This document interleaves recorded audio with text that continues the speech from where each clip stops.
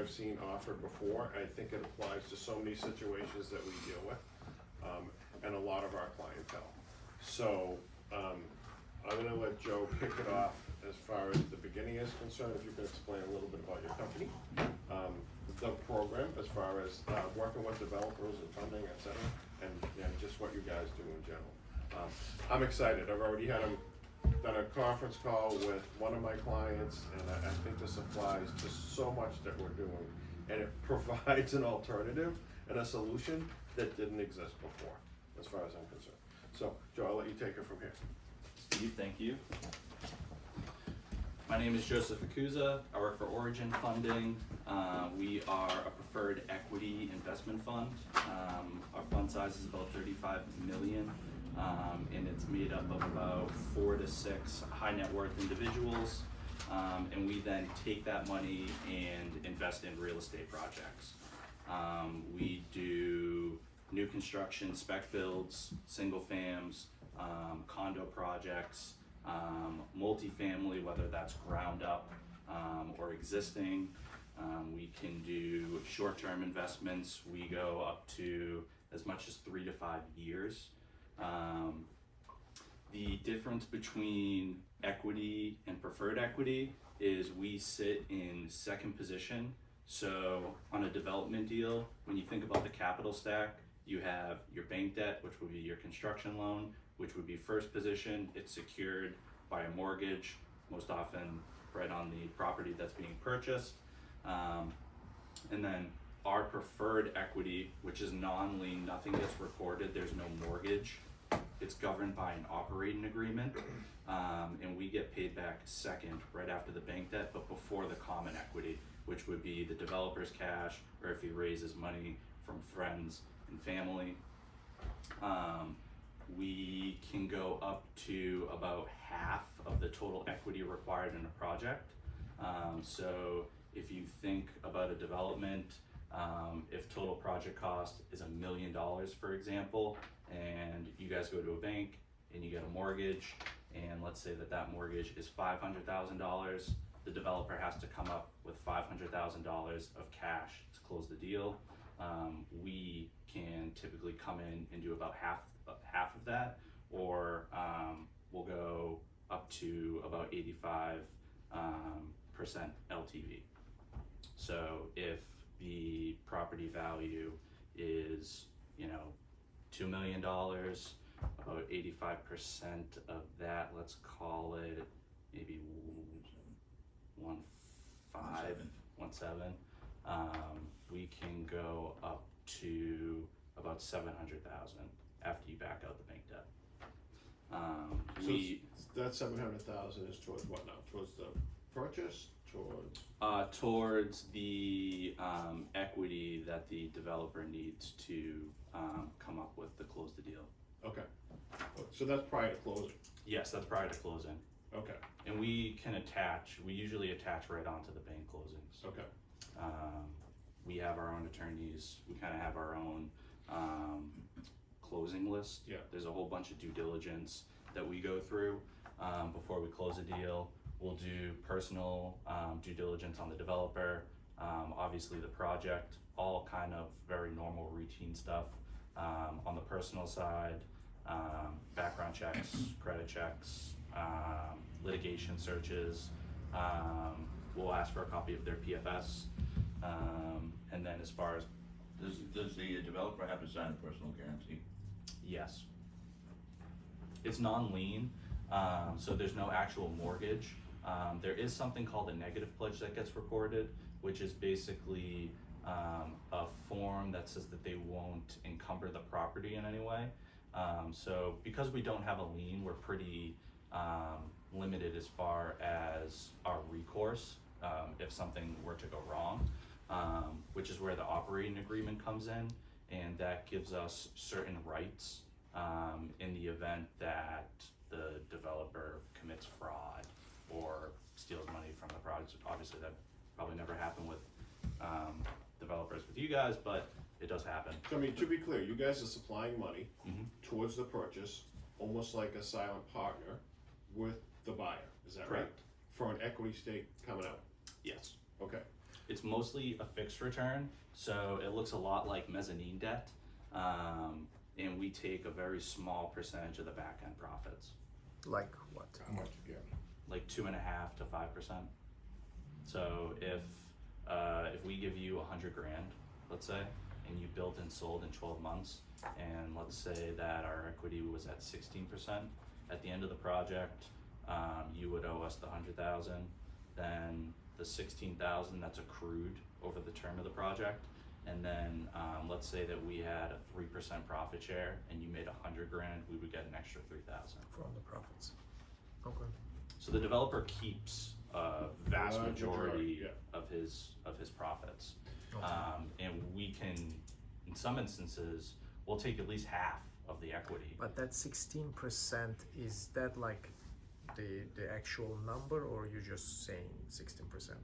I'm just saying that. Oh. I mean, rates are between 16 and 20. 16 and 20. So it's above hard money loan. Mhm. It's like private lending. Plus you have a profit share there, but your advantage is you can be on the second lien position, as long as bank is fine with that. Correct. And we work with tons of conventional banks: Hingham, Needham, Dedham. Okay. Hingham has lent us over 50 million.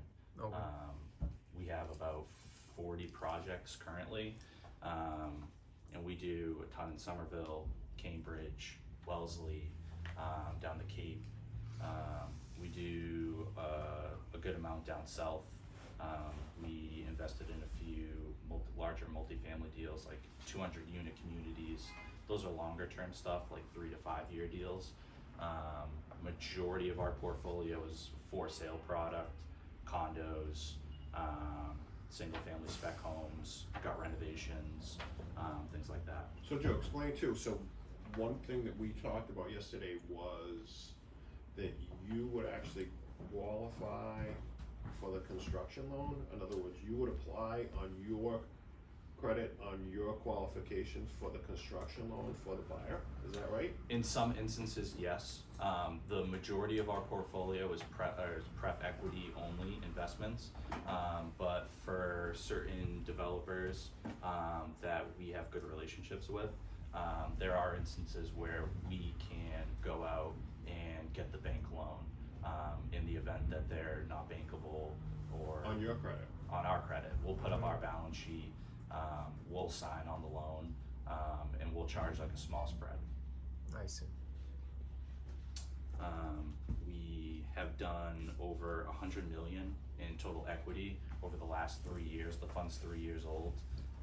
We're open-ended, so we take capital on a rolling basis. We're not limited as far as capital or decisions. We don't need to go to a board or anything to make investments. It's me and our partner Marco Bertrand. And our only limitation is, capital comes in on a rolling basis. So, we put 35 million out, that comes in, well, sometimes we may get a lot of money back at once, sometimes we may not have money and we'll be deployed for 6 months. But What if the project fails? What do you do then? so in the operating agreement, there's certain triggers. Okay.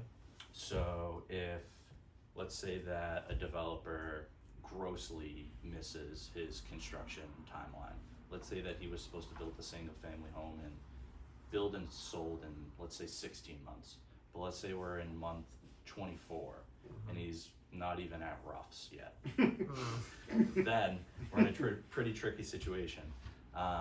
Usually in those types of situations, we'll go to the developer, see what types of problems he's having, and see if we can help any way that we can. So we'll bring in consultants, we'll bring in GCs if he needs help on the build. We are developers ourselves, so we kind of know a lot about the problems that they go through. We understand that construction is not a linear process. We will try and work with them as much as we can. In the event that they can't help themselves or they don't want to be helped, in kind of a doomsday scenario, we step in and finish the project and get our capital up, because that's our only sense of recourse. Okay, no extra fees or punishment there for you to step in? No, not for us to step in. There are such things as cost overruns. Okay, So if you present us at the beginning of the project that you're gonna build a house for $1 million total, hard costs, soft costs, interest, everything. Let's say that you go over budget by 200,000 and it's not in the budget, the developer has no money, he can't put it in, he can't finish now, and then we're then forced to put in money whether we want to or not, whether the to project save supports your it or own not. portion. That would come with an extra fee, but outside of that, no. So when you qualify for the construction loan on behalf of the buyer's making the payments? No, most oftentimes an interest reserve is funded at closing. Yeah, So if, a project's 12 months and So it's paid at the end? upfront. upfront. So oftentimes bank will require, let's say, $100,000 interest reserve for Yeah. like a 14-month project, let's Yeah, say. yeah. When you close on that bank loan, Mhm. that will be on the HUD as a charge, Mhm. and the developer will have to fund that. Right, okay, Now, if we're invested in the deal, we'll help allocate our equity towards that. okay, alright. Is And there then- any way to look at the operating agreement? Is it a boilerplate or is it, Yeah, we Is can it- send you our operating agreement. yeah, I'd like to see it. So if there is like the original operating agreement under the LLC, you come and revise that and overwrite Correct. this So with yours. if an entity already exists, and there's an operating agreement, and let's say that the deal's midstream, or it's already been set up, we would come in and it'd be amended and restated. And then How we- about it's not an LLC, it's an individual building their place and they're short on cash? Do you have a solution for that? Say it again? It's an individual. Mhm. They just bought a house, they're doing the renovation, but they're short in cash. For resale though, right? For resale, or they're gonna refinance or something like that. There is an exit, everything is in place, but they don't have cash, right? For some reason. Do you have any solution for those people, or it has to be LLC or It doesn't developer? have, well, I mean, we would probably structure it in an LLC at the end of the day. Afterwards, I right. mean, we could still help them. If they had no, I mean, we'd be a little concerned. We would want to make sure that they have either maybe some type of collateral that they could put up, or in that position, maybe we would put a mortgage, something. We So would you look have at a it. solution? Yeah. Because I have There's two there's clients. there's ways around it, Yeah, for sure. two clients which there are meat on the bone. You may be interested in taking a look at it. I'll discuss it with you. Awesome. Yeah. Any questions? What's your background? I have worked, I graduated college in 2020. I worked at JLL as an analyst for 2.5 years, and then I've been working with Marco Bertrand in the fund ever since January of 2024. My commercial background, I was an analyst covering large brokerage transactions. I covered office, life science, and industrial. And then I started working on, I wanted to work on developments, and I started working with Marco, and I oversee our portfolio and new business development. So, are you a partner, or is in the company, or is Marco? Marco. Oh, Marco's the partner. Okay, Correct. that makes sense. Well, Marco's the owner, Yes. right? Where does the Ricky stand in this equation? Ricky used to be with the fund, and they split Okay. about the beginning of this year. Okay. Does Ricky still do it? I don't believe so. Okay. I know he's got a brokerage, and Yeah. he's got all his developments and Yeah. all the other stuff he's got going. But yeah. Out of all the things that you've done, I'm just curious, what's defaulted? What percentage, if any? 0. Zero. Wow. Yes. In 4 years, nothing. Mm. Wow, that's impressive. Everything's been finished, whether it's by us Mhm. or the developer. But you've always been made whole, really, and there really hasn't been a loss. I mean, we've For- taken losses, Okay. but no project has ever gone to default, Okay, or like it has not been finished. yeah, we've either, I mean, there's instances where we've stepped in finished knowing that we're Yeah. not gonna get our money back. Yeah, but just to recapture Yeah. what you can. Yes, basically. recapture what we can, exactly, yeah. Okay. How about investor wise, like if someone wants to invest with you guys so you can manage their money, do you have any options for that, or are you taking money from people? Like they wanna invest in the fund? Yeah. Yeah, I mean, we would be interested in talking with them and, see if it's Okay. a fit. Okay. You guys only work with conventional lenders? Yes, we, Okay.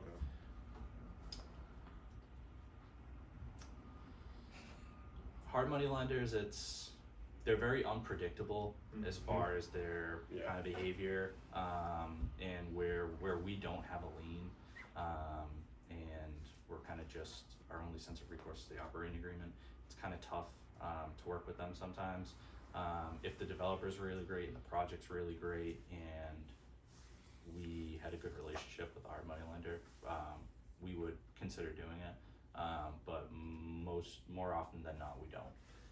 Just like rough math in my head, if you guys are coming up with 50% of the equity to close with a conventional lender, to me, I could go to a hard money lender, retain all the equity in the deal, and I imagine that's a bit cheaper. Do you not see that come up? Like, what's the advantage of? The advantage for us really is that we have a very large capital source. It's reliable. It reduces the amount of cash that the developer would have to bring to a deal, and that allows him to do more deals. And it also makes his raise a lot easier. He doesn't have to go to friends, family, get maybe, if he's looking for $1 million, he may have to get 5, 10 checks. Or he can come with us and we can do at least half of that. Sometimes we can go up, sometimes we can do the entire equity in a project. We can do a bunch of different structures. We can do pure JVs. We can get very creative, and we can get pretty aggressive. Now that would come with, it would depend on the deal, the quality of the developer. If we were doing all of the equity, we'd probably want some form of collateral, but we can get pretty aggressive. But it makes the developer's life a lot easier, makes their raise a lot easier, and allows them to do more projects. Makes sense. Joe, how many projects in Somerville and how many in Cambridge do you have right now? Right now we have 2 in Somerville and 2 in Cambridge. That number was 10 Wow. in 2024. So in your setup, Yeah, sorry. basically, oh, I'm sorry. It's okay. Yeah. In your setup, basically, the investor doesn't have to have any skin in the game. You can come in as a equity partner, as a deposit down payment, and the rest will be funded by a bank. Correct? Yes, Or, we would like to see him have some type of money in the deal. yeah. But If it pencils out, you'll be fine. Okay. yeah, Probably kinda- case by case. Yeah. Yeah. And it sounds like the exception, not typically what they would do. Being flexible is amazing, actually. So Yeah. you can Oh, sit for down. sure. It's not like boxes that whether you fit into this or not, we can communicate and figure out what to do next. Sherry? So if I was looking at this from a construction loan standpoint, I have a buyer who's interested in probably putting $200,000 to $300,000 worth of work into a unit. She could buy it. How would be a way that I could utilize this? I'm thinking in my head, she buys it, 20% down, does her thing, but then helps use some of this cash to like fund the project. And then does she refi and pay you back? What's the purpose of her purchase, to live? Yes, Or to it resell? would be residential. So he's typically dealing with a resale. Okay, so it But would no, be- but just saying. I don't know. To answer your question though, I know there are like buyer loan products where you Okay. can get construction funds in your loan. I know FHA does something like that. If she She would be conventional. She would do like a 20% down. I'm just thinking of a way for her to like not, maybe do all the projects that she wanted to do instead of like waiting and paying, you know, type thing, is it? Sure, something she worth would just do a exploring? regular reno, like a fit, she could do a vanity reno. Okay, would it be necessary? Yeah. Okay. Any more? Any other questions, guys? The 100 million of deployed equity, Mhm. how much, so that consists of 60 projects. Is like one of those projects and that number like 70 million, and that's just like where a lot of it is? Is there any like outliers that just makes that seem like a huge We've number? done a few really large projects, as much as like 200 unit new construction, some stuff out in Worcester, Roxbury, Boston. Okay, the projects in Somerville and Cambridge, like what are the size of those projects? We just closed one up Broadway from here. We put 5 million into that. It's a $30 million project, and it's going to be 50 apartment units. Is that the Star Market? No, it's currently a medical office. Oh. And it's going to be 20. They just started today. Wow. But yeah. Okay, I'd And, say- and as small as singles and twos. Yes, we do. We do a lot of single family homes. 2 units, 3 unit condos. We can do larger deals. I'd say there are a few outliers in these, such as like the Cove, some of these other like larger investments that are like over 100 units. That's less typical for us. yeah, But our average check size is between 1 and 5 million, but we do a lot of the kind of smaller residential stuff as well. As well. Especially like when we're starting out with a new client, like we would much rather do something small in the first one. yeah, build it up with them. Exactly. So who's actually applying with the bank? So I come to you, Mhm. you're putting down half the equity of the purchase, I'm putting in half, obviously. Who's actually qualifying with the bank? We are. So you're on the loan, Mhm. you're the one that's qualifying. Okay. But they all are they all are signing the loan, right? All the partners, the developer, the owner, or The way we've done it so far is we are the funder, the only ones that sign on the loan. so you get the loan and then you do like wraparound loan and give it to these people. Exactly. Okay. They would still get, they would get a draw schedule and they would go through the bank for that. But pretty much the bank is dealing with us. Yes, And then yes. the developer is dealing with us, but there's no kind of crossover. So confused on the payments. So is there monthly payments after that on the No. construction side? Okay. All of our accrued preferred return is deferred until the end, especially on like a for sale project. If there's an interest reserve required at closing for the bank loan, that's funded at closing, and then that'll get drawn down over the Okay. life of the project. Okay. Now, if it gets extended or it goes on longer, you'll have to put up additional interest reserve for however long you extend for. But Who's Yeah. required to pay that? Is that split as well? that's technically, it's a company expense, so it's a cost overrun, so the developer is required to pay it, but in the event that he can't, we would be, we'd pretty much be forced to put it in. Okay. And would you guys cover soft costs as well in that 50%? Yeah, so Okay. we look at it as total project cost, so we'll take purchase price, hard costs, soft costs, so like architectural, engineers, designers, things like that. So if a lot of that is done prior to closing, would you guys just give that draw at closing for what's already been paid for by the developer? Sometimes, it would depend. Okay. So one of the things what did you ask for yesterday with the, what's the stack? Oh, the current capital stack, so Explain like, that. we were talking about a deal in Roxbury yesterday, Mhm. and he already owns it. He still needs to get his bank debt and everything, Yeah. or he still needs to get his construction loan. But there's already a mortgage on it with Okay. with a hard money lender that he uses, Okay. and he's already spent money on it. I think he's owned it for a number of 7 years. 7 years. That Yeah. 28 unit, 28 unit. So, for me to underwrite that, I need to understand the current capital stack, so how much debt there currently is, Mhm. and how much equity there currently is. Mhm. Whether that's from the developer or, you know, family and friends, another investor. Of course.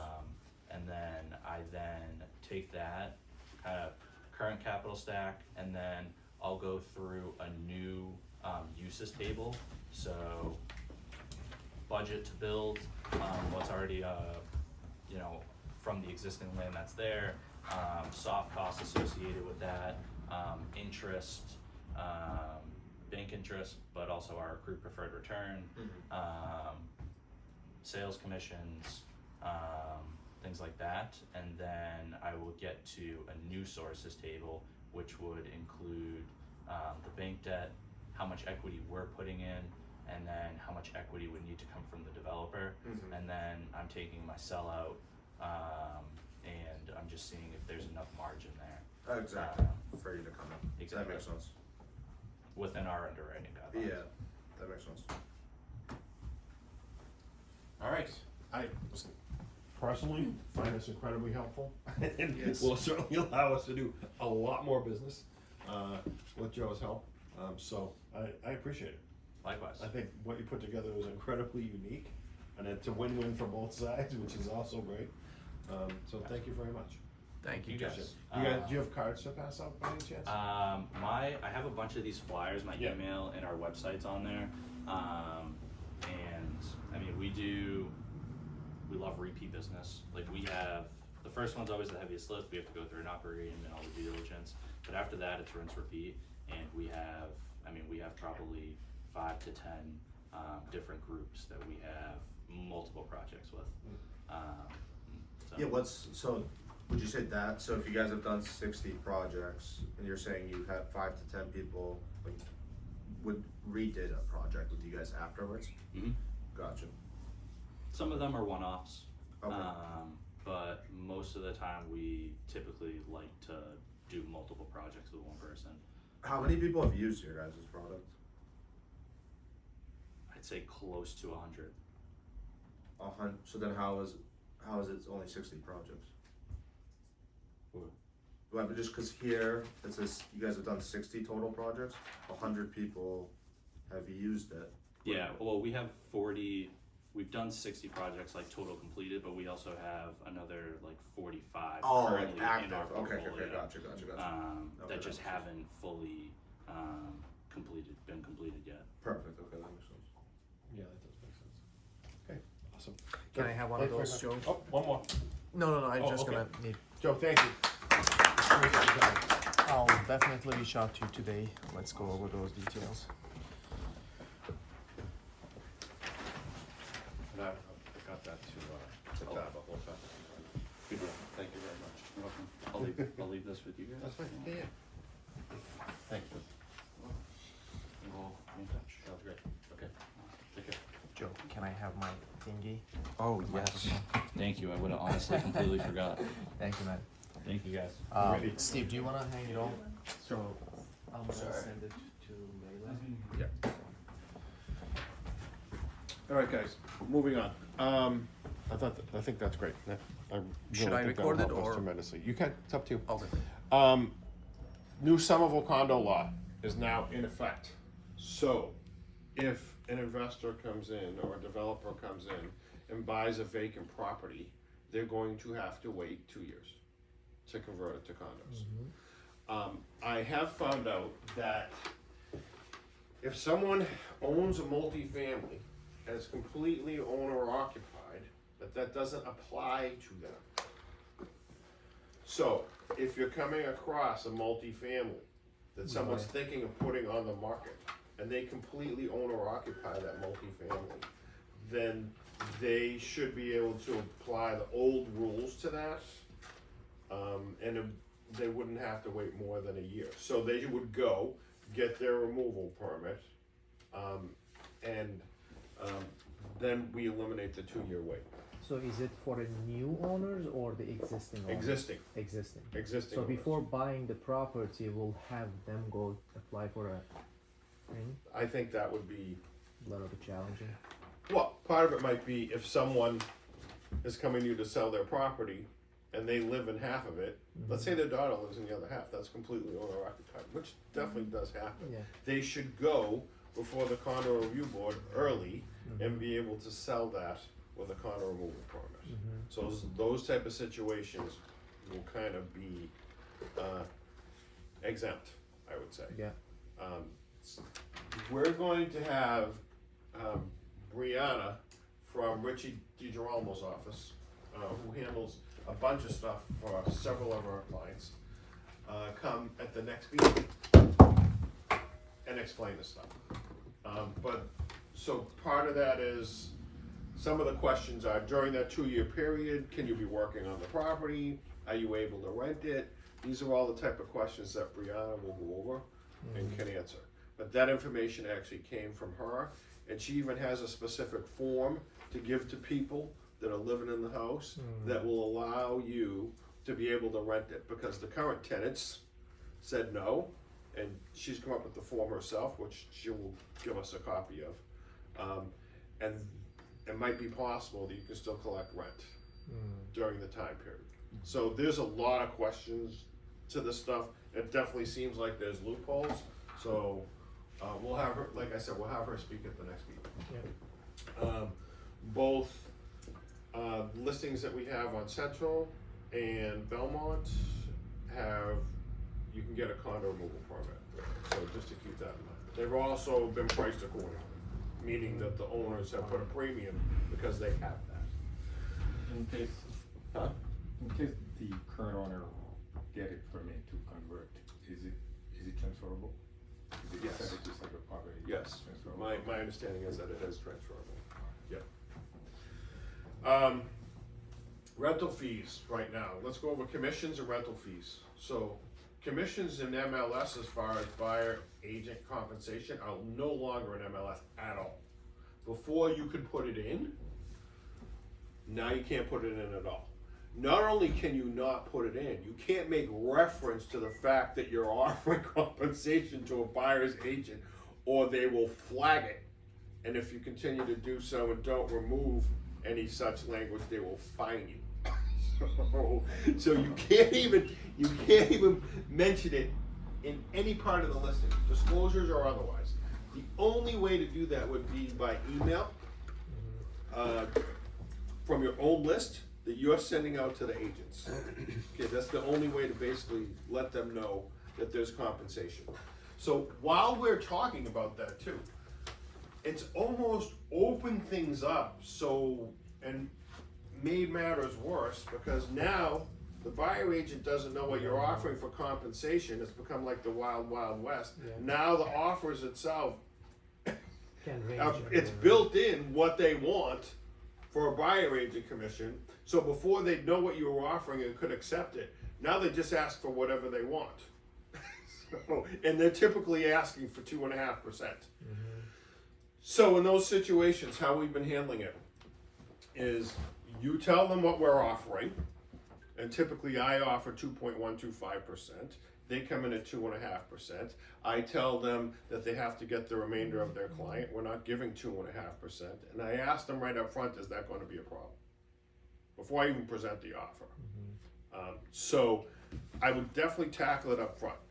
I have not had anybody tell me it's going to be a problem with what I'm offering for compensation.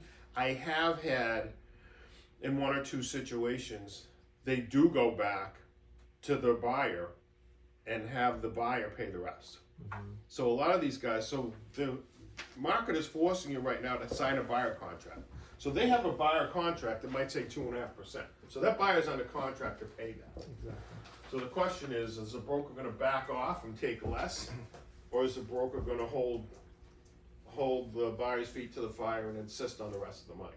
So I know that some of them are getting it from the buyer, because when we get the HUD, the remainder of the fee Coming from. has been on the HUD. Yeah. It's especially not negotiable if it's a reload. So a lot of these reloads are taking a huge chunk already out of that commission, and these buyer agents, if they're already giving up a huge chunk, they don't want to give up any more. So they'll tend to stand their ground. If it's just a regular transaction, I think you'll find that they'll probably accept what your compensation is. Okay? So just be cognizant that we can't offer that, and if you need help on, again, the language and negotiating that split, come to me and let me know.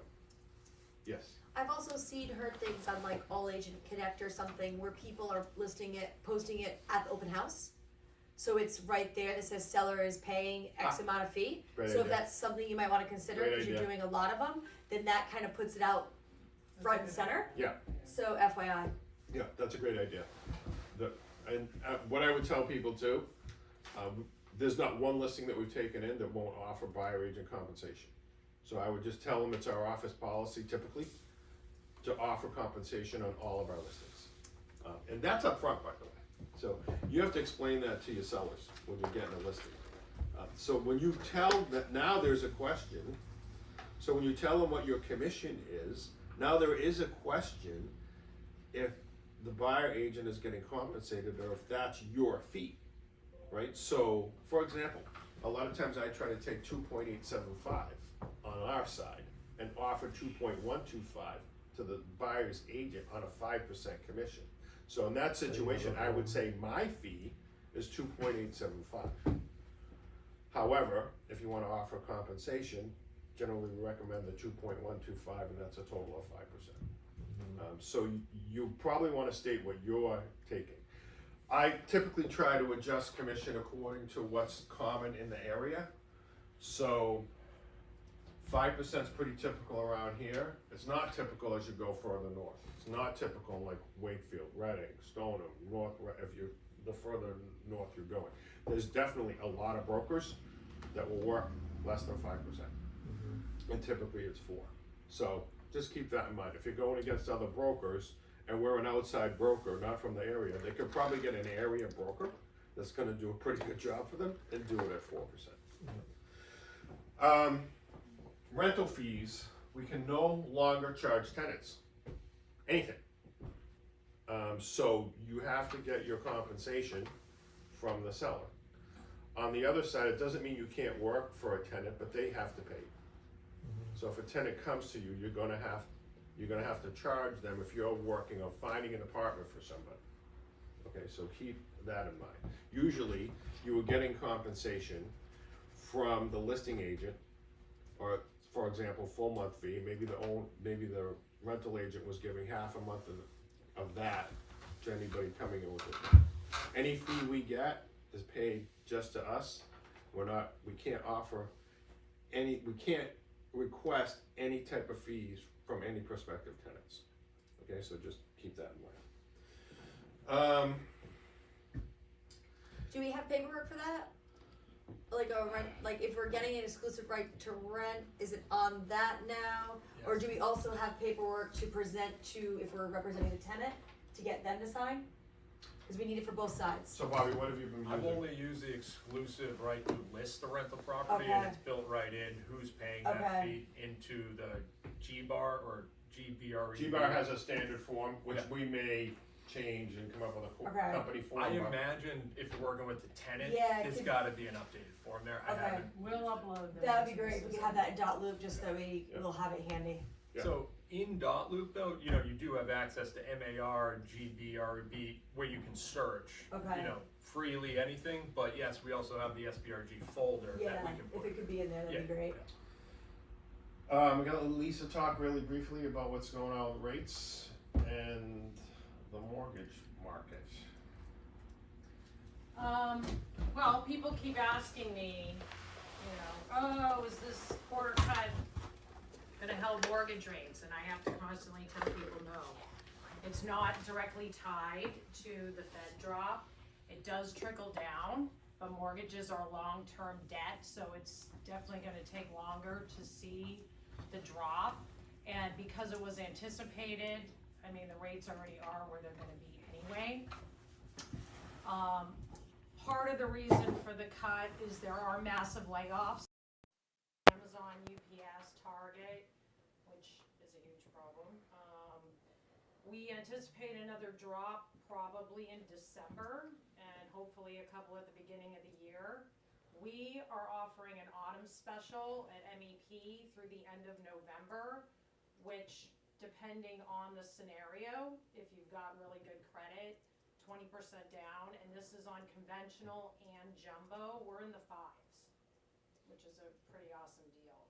And the conventional, we're offering a 30-year fixed. On the jumbo, it's a 7/6 arm, so fixed for 7 years, and then it becomes an adjustable rate every 6 months.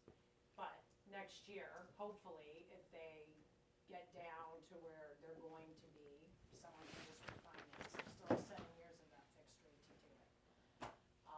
So pretty great deal. And the jumbo, I can go up to $2 million on the loan amount. So something to keep in mind. Talk about the government shutdown, how that's affecting. Well, it's just we're not able to get critical economic data that we normally would have to see what's going on. So is that delaying commitments? The shutdown? No, where it's going to impact me is probably going to be when we're trying to get information from the IRS. So we send in the form to get transcripts of people's tax returns. This happened last time we had a government shutdown. It delayed it by months. So we could potentially delay closing. Is that required on a loan? Yes. So that if the IRS isn't responding, that could delay every loan? It could. So is that a fact check? Like if the client has it?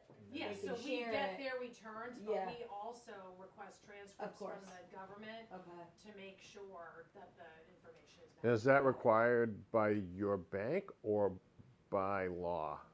I mean, that's just a general lending Okay. requirement. It's not just MEP. Okay. And not every lender requests that, right? I would imagine most do because they Because want. I had cases where they checked it, I had cases where they did not.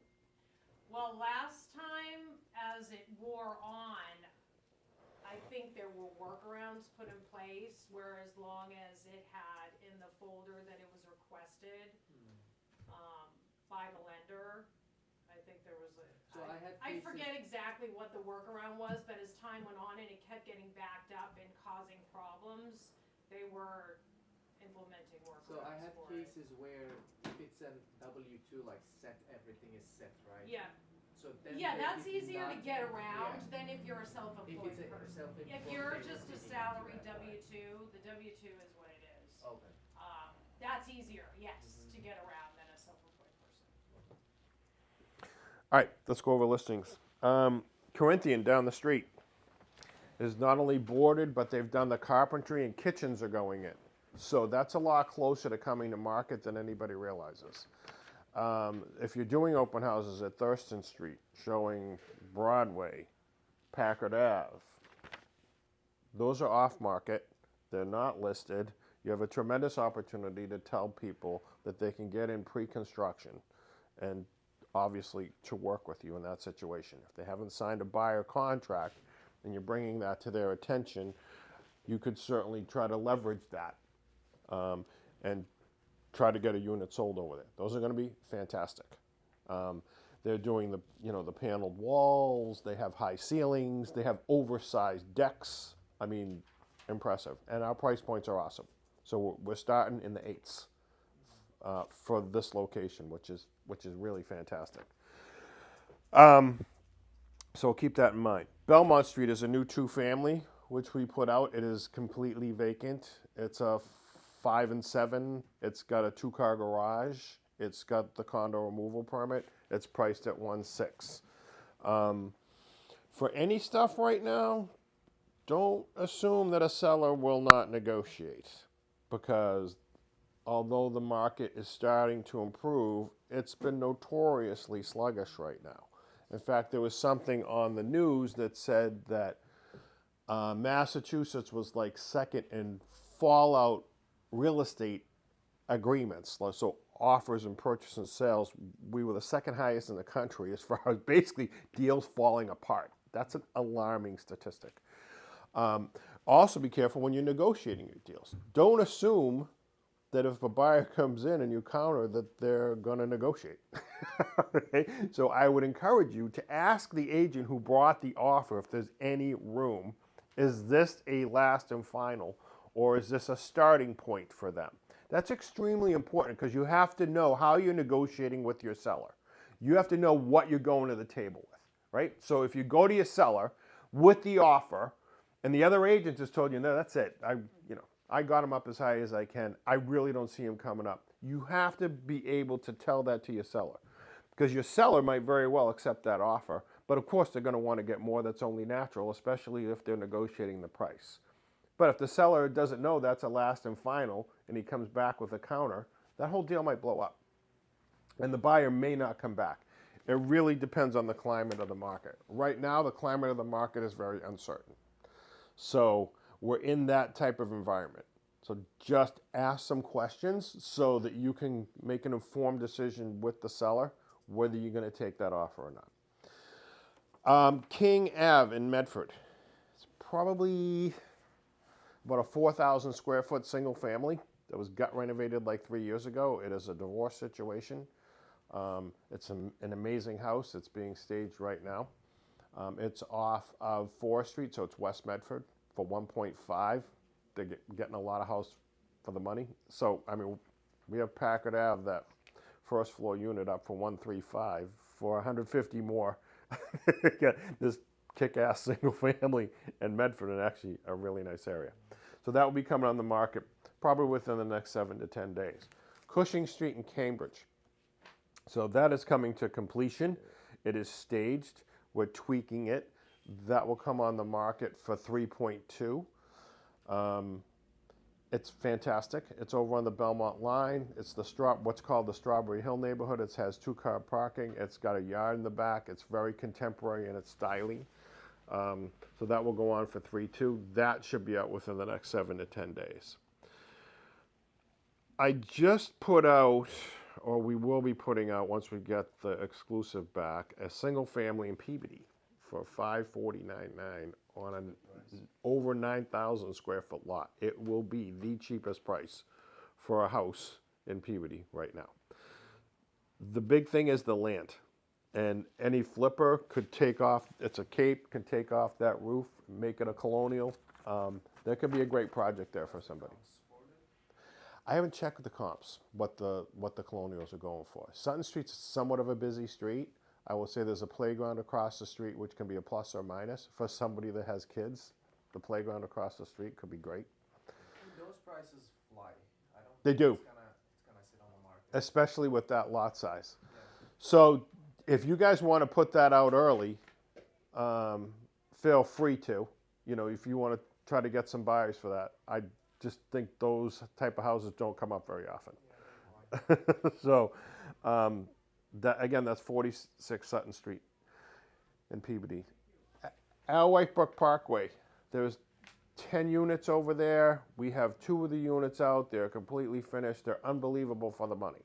They're probably the quality of a $900 a square foot type of unit, and the price per square foot is under $6. So you're getting over 3,000 square feet for $1.65 million for new construction, and they're amazing. The only issue there, honestly, is being over where they are. They're kind of set back from the street. There is parking with the units. The soundproofing is fantastic. The quality is the best you'll see of anything. So please keep those in mind. You're more than likely going to have to switch a buyer. No one's going to ask for White Brook Parkway. Okay? But I guarantee you, if you show the unit, if you can get them in it, they will seriously consider it. They're fantastic. So keep those in mind.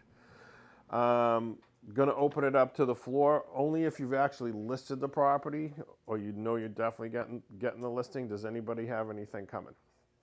I have another 6 unit coming in Marlboro. Oh, wow. That's awesome. You got a price that you're thinking of? Yeah, 135. Okay. It's 6 units, all 2 beds, all redone. monthly income? The monthly income is about 11.5. Wow, for 1.35. Yeah. That's why that stuff's flying. All renovated. Wow. Just cleaning everything up and making it presentable. Wow. So I need to get Rodrigo in there. Okay. Unfortunately, he lives in Marlboro, so.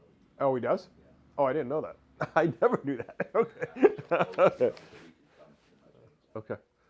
All right. That's about it. Both prospects sold in less than a month. And just to give a little, 75,000 over just asking. just to give a little backstory there too. I mean, me and Adam were working very closely on that with the developer, and this has been a constant concern that keeps arising right now. The developers are aware of the market, so they're constantly checking with us on pricing. This developer in particular did not want them staying on the market. We were going out higher on both. After talking about it between us, we decided to go out, was about 100 less? On each unit, yeah. About 100 less on each unit. And in a pretty slow market, we moved both of those in about a month. So that was saying something. But we wouldn't have done that if we kept the pricing, at what we originally thought. We had, how many people the first couple of weekends on the front unit? 30, 40. 30 or 40 people came through at the lower price, and nobody offered. So that's how we knew, we had the right price for the traffic, but that tells you the market. So that many people came through, and it still took, 3 weeks? Yeah. And Still it's took funny 3 because weeks before an offer. He agreed to a $50,000 price drop. And then they didn't come in and I ask. got an offer. Yeah. it over that, so it actually worked out. So just to keep that in mind, we're going through the same thing over on Cushing. We were going out at 3.3. He's called in like 4 or 5 other brokers. He's got it listed with me, and he's calling in 4 or 5 other brokers. So we're going to go out 100 less at least at 3.2 because of the feedback that we've been getting. Yeah, it's good to start low. Market will correct itself anyway. If the price is too low, it will be corrected. Yeah, 100 prospect went 75,000 over ask. Yeah, which is pretty awesome. Sherry, what you got? So just coming soon stuff? Yep. Okay. 2-bed, 1-bath in South End, Worcester Street. Roughly 075, 1.1. Meticulously kept. So great, dare I say, starter home for the South End. A 3-bedroom rental in Beacon Hill. It's a weird layout, but it's great for roommates. Probably about $5,500, so good deal, and it has parking.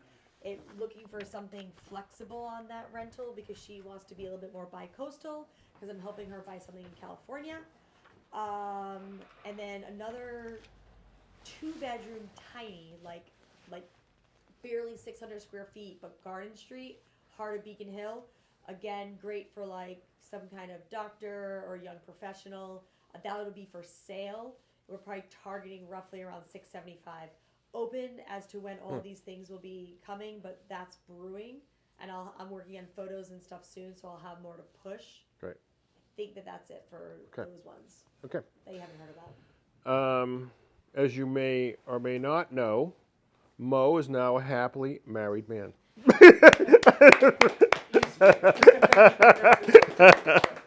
So, Mo, congratulations. We wish you love and happiness. And a bunch of us got together, and we got a little card for you and a little spending money for you and your bride. Oh my God. That's so nice. Thank you. You're very welcome. Thank you. That's very kind.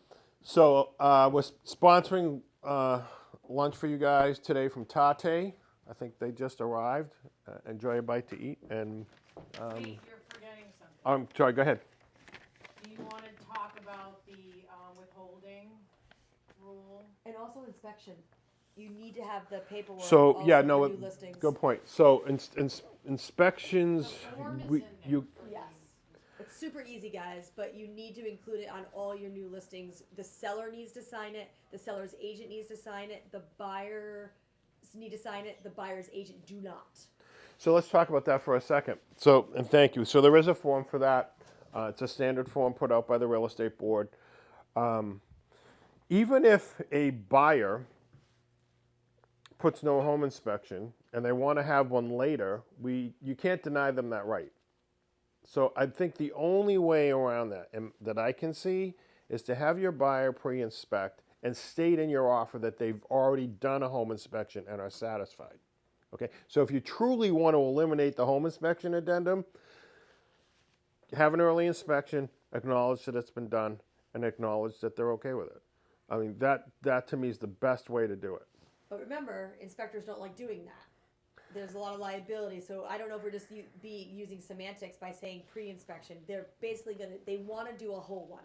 They don't like doing And if- like just the, So guys, if that's the case, then you have to ask permission to get an inspection done. yeah. What I do is I put a like inspection within 7 days of operative acceptance, and then I put a line that the buyer has a right to waive the inspection. Say that. I'm sorry. Say that again. The buyer has a right to waive the inspection. So I have a I right think to. I think that's Is a. that okay, or No, I don't think that's No, okay. I don't. You can't. I agree. I don't think it's No, okay. it's supposed to protect the buyer, Right. so that it's an even playing field. So sellers don't know who is going to Oh, I see. use it or not. So that's why you have to use this form.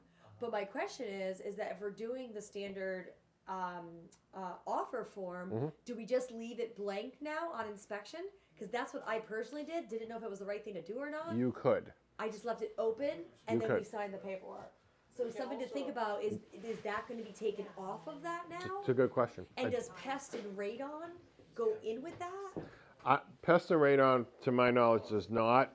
But that's a good question, and it's a really good question. Even if you leave it off, they could not deny your buyer Exactly. the right to do it. And Correct. honestly, then it puts the onus on the listing agent to really ask directly whether it's on there or not, Yeah. if the buyer has any intention of doing an inspection. And I kind of went through and explained it. I was working with a great listing agent, thank goodness, but they're all not created equal. So like that's exactly what I did. Is I was like, look, I'm leaving this blank. We all know about I had to inform him about the new rules, so he was actually very appreciative. But we're all learning together, I guess is the point. So just FYI, that was my experience because it was like October 16th, so it was right when it all happened. So guys, I'm sorry. Go ahead. So in a couple of occasions, I put a like $150,000 inspection. Oh, that's a good idea But too. you still can't say anything. No, I don't. Yeah. So I just put an insane amount of number there, price that hey, if it's like above $150,000, You can do that. You can do that. Sure. So in There's that case, no reason why you That's can't. assuming that you're still having an inspection, which doesn't put all the buyers on the same no, you have level. you have an inspection. If it Like, makes on someone the uncomfortable, inspection- No, I know, but you Yeah. can't even disclose that you're doing an inspection right now. You write an offer with, you don't talk about an inspection at all. It's only after the seller accepts you that you then have your 7 to 10 day due diligence. So I don't know, it's almost the same as saying they waive their right, because you're still saying something, you're not supposed to say anything. No, what I say is, I have a right to inspect, that's my right, within 7 days. And in the contingency section, I say, okay, if the damages are above $100,000, then I will cancel my deal. In that case, let's say if it's a gut renovated property, there is not gonna be any issue with the. I don't see a problem with that. I don't want to talk to the board attorney. I don't see an issue with that. Yeah, like, And I think that's a good suggestion. But which doesn't alarm the seller much that, hey, my house is pretty new, basically, so Right. I'm okay with this offer. No, I think that's actually a great idea. I just don't know if you can actually say anything We'll before the talk offer's to the board. accepted. We'll talk to the board attorney. But that would be helpful to know. Yeah, for sure. All right. Anything else, guys? Yeah, the withholding. Oh, the withholding. So the withholding. I didn't even know about this, and I was sent this by our bookkeeper and accountant. If you're a non-resident purchasing a property in Massachusetts, there's 4%. No, if you're selling Selling it. a property. Selling to a non-resident. You don't, you're. Or if you're selling in a non-resident or selling to a non-resident. No, if you do not live here. Okay. You're selling a And you're property, selling, okay. Yeah. Okay. Then it is what? What's the? The attorney has to It's hold property a tax. percentage. And it's 4%. For taxes. And I believe it's 4% 4%. of the but profit. I thought. There's also a surtax, so if you're going to net a certain amount that's over your surtax threshold, it's an additional 4%. It was like a moving scale. And the surtax threshold, this is a general one, I don't know if it depends I on think the you tax should invite bracket, but it's someone. $1,081,000. Yes, I agree. So So- in a net When you over say someone that, you doesn't have an live here, you additional mean 4% someone out of the country that's or being someone withheld by. Out of state. Out of state. So is, What yeah, do you do if you're doing a deal like, for example, in Washington DC? oh, that's just, That's not applicable. that's just your Mass. Massachusetts governor. Yeah, that's, Well, no, when I do those, I just declare that I made the money Yeah, out of but- state and I gotta pay. But that's an out-of-state Yeah, property, you not, pay, whatever their rules are, you're privy to their state Yeah, rules. exactly. This is only for Mass. right. yeah, if you're So it selling wouldn't something apply in for an out-of-state. Massachusetts and you don't live here. Yeah, Right. it's for your seller who's relocating, or well, I guess technically they're still a resident though. But Yeah, no, if they don't live here and they just own investment Yeah. property here. If they're gonna buy a property and develop it and sell it and make Yeah. over $1 million, they should just know that when they're budgeting. yeah, That Right. that's gonna be withheld from Massachusetts Right. income tax. so I Correct. took the webinar and it did say by no means are we ever to give tax advice. So basically, you should just be like talk to your CPA. Yes. Yeah. Like that's your line. Just make them aware of it. So, but That's make the them best aware of it Yeah. so that they know that you know Yeah. the new implications. But you have a value add there, but don't give tax advice. Yeah. I, Because I also attended, like, it is still kind of blurry to me. Yeah. It was. They also a said, lot did you of do the Chris Law one? Yeah. Yeah. They also said they fully expect it to be pushed. Like they don't even have one form done Exactly. yet, so they are thinking. But it's good for us to be talking about For it so that sure. we remember because we had a lot of new shit come down the pipeline. Yeah. The last Yeah. year. For That's sure. 3 new Well, things. It's a difference for a developer in their budgeting too. Yeah, If they're, you that's know, the profit. That's getting left on the table there. Yeah. 8% correct. potentially, you know. So overall, the office for the market that we're in has really been doing fantastic. We've had a really strong past couple of weeks. So keep up the great work, guys. I appreciate it. So enjoy lunch. Oh, actually, what if they're a corporation? It's actually a lot higher. Oh. I think it's 8 and 8. Yeah. Yeah, Oh, so something like close you to know that's a 9% there, right? significant amount of money. Way too that- much. Come to Massachusetts and do business. All right. Hey, did you send, You're superior than Stephanie getting a